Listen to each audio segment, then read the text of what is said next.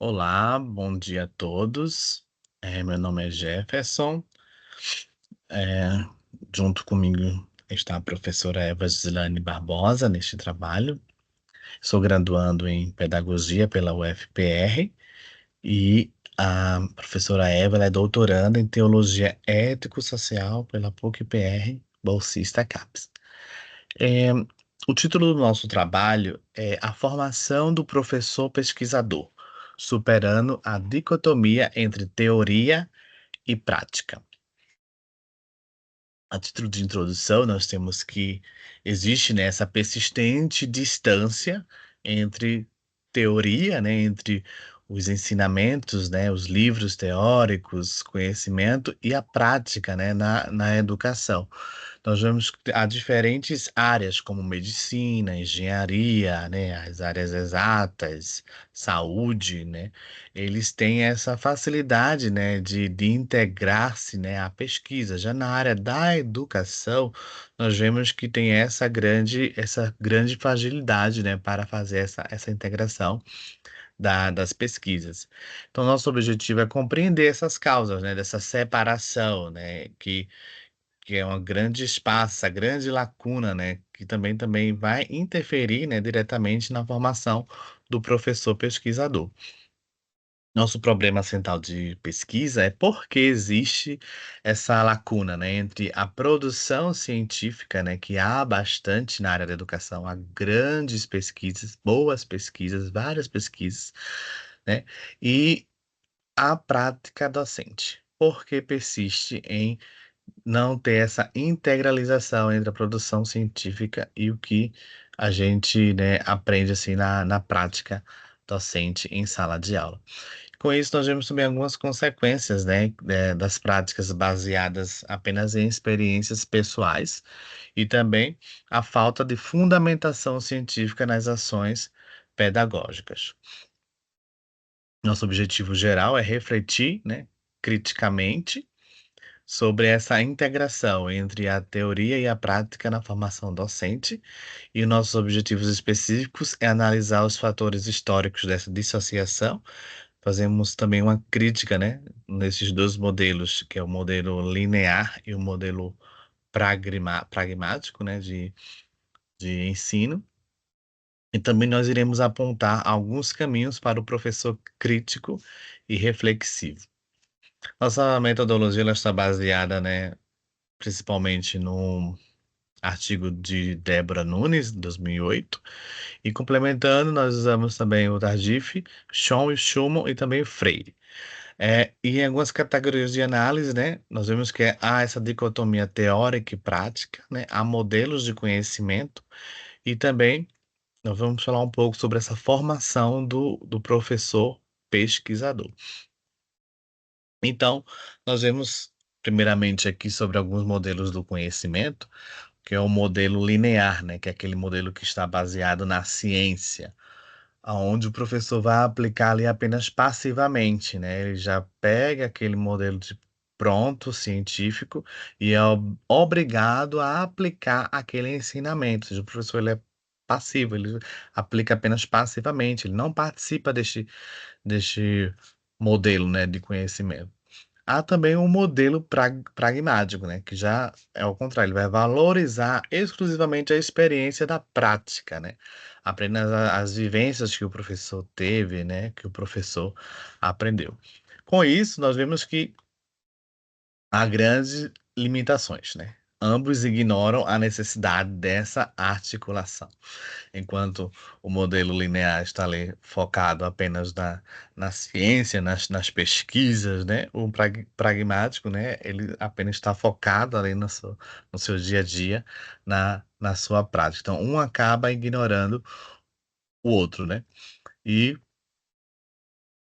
a título do professor pesquisador, já é aquele professor que ele vai ter aquele equilíbrio.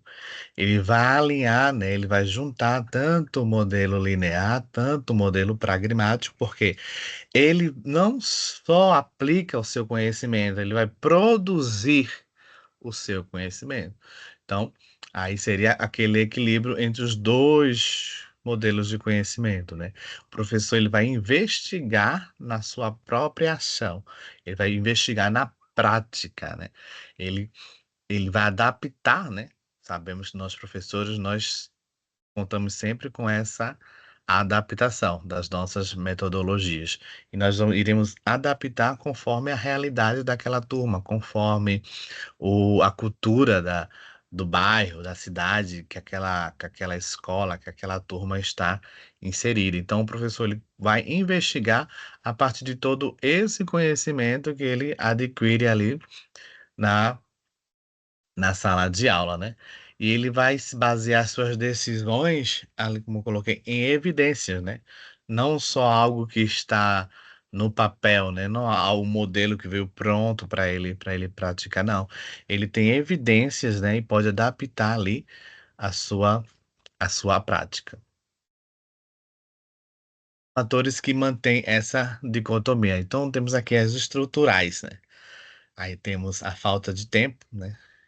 Falta de estruturas, né, estruturas precárias, sabemos que algumas escolas têm essas infraestrutura bem precária, né, turmas muito grandes, né, sabemos também os professores lidam com essas turmas muito grandes, né, e vivem sempre reclamando dessa falta de tempo, né, tempo para planejar sua hora atividade, outros não até não têm, né. Por outro lado, também temos outros professores que não valorizam, né, na sua hora a atividade para fazer essa pesquisa, para fazer um curso, para continuar, se progredindo, né. Temos também os fatores políticos, né, que os professores recebem aquelas avaliações, aqueles currículos rígidos, né, avaliações padronizadas, né, recebem e tem que praticar. Então nós vemos que esse seria um fator, né, um problema político, né, que vem ali já da direção da escola.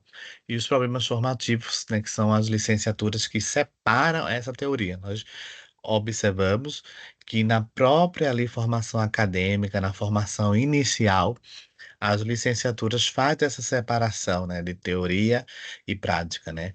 Alguns professores não trazem ou parece que não têm um certo conhecimento da realidade, né, do que é na prática, né. Não trazem essas pesquisas científicas que deram certo, né. Não trazem esses resultados, né, como é que a gente iriam aplicar aquela teoria ali na prática. Então há um grande problema, na formação, né, um problema formativo nas licenciaturas que já faz essa separação. Alguns resultados e propostas seria integrar, né, a integração da pesquisa à formação inicial e continuada, né, formar um professor crítico e reflexivo, né, como nós já falamos, um professor que ele não apenas aplica, mas que ele produz ali na prática. E espaços institucionais para investigação docente, né. Sabemos que a própria sala de aula, a própria escola já é o próprio espaço, né, que o professor poderia usar como essa investigação. Conclusão, superar a dicotomia exige, né, reconhecimento do professor como produtor de conhecimento, né. Vemos que falta esse reconhecimento, que o professor ele também pode ser um professor que produz, ele também é um professor que é pesquisador, né. Temos também verificamos que precisamos de uma reforma nas estruturas das licenciaturas, precisa ser reformulado algumas disciplinas, né, algumas formas de ser aplicado ali a dinâmica na sala de aula. E as políticas, né, que muitas vezes tem, mas não há um incentivo, tem, mas não é tão interessante, né, não é tão, falado nas escolas, né, os professores precisam dessa motivação para pesquisar, né, na sua própria escola. E queremos agradecer à Universidade Federal do Paraná, a PUC-PR, e também a CAPES pelo apoio, que nossas referências bibliográficas, e agradeço.